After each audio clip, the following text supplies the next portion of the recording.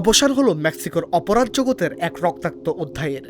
দীর্ঘদিনের লুকোচুরি শেষে মেক্সিকান সেনাবাহিনীর বিশেষ অভিযানে নিহত হয়েছেন বিশ্বের অন্যতম কুখ্যাত মাদক সম্রাট নেমেসিও গুয়েস গুয়েরা ওরফে এল মেনচো, যার মাথার দাম ছিল $1,50,00,000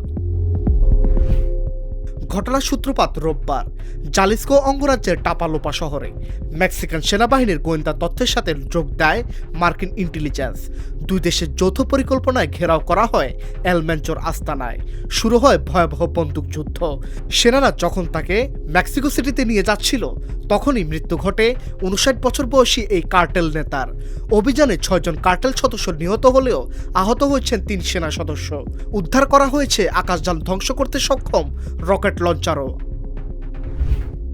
কিন্তু ম্যানচোর মৃত্যুর জন্য এক নতুন আগ্নেয়গিরির মুখ খুলে দিয়েছে। খবর ছড়িয়ে পড়তে মেক্সিকোর পশ্চিমের অন্তত 8টি অঙ্গরাজ্যে ছড়িয়ে পড়েছে সহিংসতার ঢেউ। তার অনুসারীরা 20টিরও বেশি সড়ক অবরোধ করে গাড়ি ও ট্রাকে আগুন ধরিয়ে দিয়েছে। পরিস্থিতি এতটাই ভয়াবহ যে গুয়াদালাহারা শহর এখন ভুতুরে নগরী। পর্যটন কেন্দ্র পুয়ের্তো ভালাতে উঠছে ধোয়ার কুণ্ডলী। স্কুল কলেজ বন্ধ ঘোষণা করা হয়েছে। এমনকি আসন্ন ফুটবল বিশ্বকাপের ভেন্যুগুলোতেও সব অনুষ্ঠান বাতিল করা হয়েছে। কে ছিলেন এই এল মেনচো? একসময় সাধারণ কৃষক, পরে পুলিশ কর্মকর্তা, কিন্তু অপরাধের নেশায় জড়িয়ে গড়ে তোলেন জালিস্কো নিউ জেনারেশন কার্টেল বা সিজিএনজি। সিনালোয়া কার্টেলের এল চাপো গুজোমান গ্রেফতার হওয়ার পরেই মেনচোই হয়ে ওঠেন মেক্সিকোর একছত্র অধিপতি। ফেন্টানিল থেকে শুরু করে মানব পাচার সবখানেই ছিল তার বিচরণ।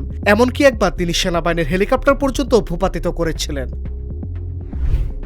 মেক্সিকো প্রেসিডেন্ট ক্লোডিয়া শেইনবাউম জনগণকে শান্ত রাখার আহ্বান জানিয়েছেন।